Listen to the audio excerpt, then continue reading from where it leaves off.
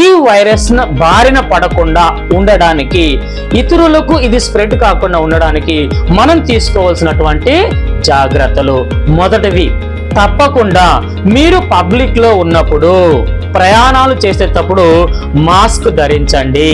రెండవది, మీరు ఈ యొక్క న్యాచురల్ హోమ్ రెమెడీస్ తో తయారైనటువంటి శానిటైజర్స్ ని తప్పకుండా వాడండి. మరియు ఒకరి మధ్య ఒకరికి డిస్టెన్స్ ని తప్పకుండా మీరు మెయింటైన్ చేయండి.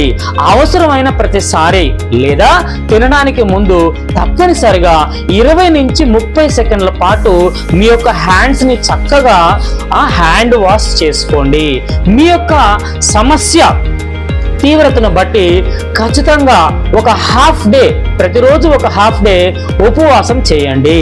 ఎక్కువగా మీరు ఇండైజెషన్ కలిగించేటటువంటి ఫ్రై ఫుడ్స్ కానీ, కూల్ డ్రింక్స్ కానీ, కూల్ వాటర్ కానీ, ఐస్ క్రీమ్స్ కానీ, హాట్ డ్రింక్స్ కానీ, ఇలా ఎక్కువ అరగడానికి ఎక్కువగా సమయం పట్టే వస్తువులను మీరు తినకూడదు.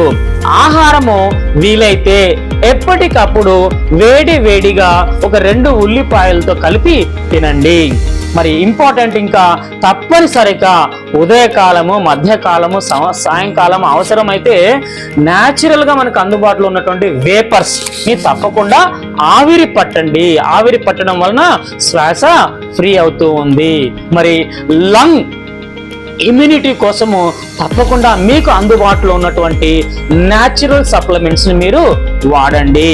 యాంటీ ఆక్సిడెంట్స్ కలిగినటువంటి అనేక రకాల సప్లిమెంట్స్ ని మీ బాడీలోకి తప్పకుండా మీరు తీసుకోండి. సో కాబట్టి ఆరోగ్య అభిలాషులారా, ఈ పద్ధతులు మనం పాటించినట్లయితే చాలా చక్కగా మన శరీరంలో ఉన్నటువంటి ఇమ్యూనిటీ బూస్ట్ అవుతుంది.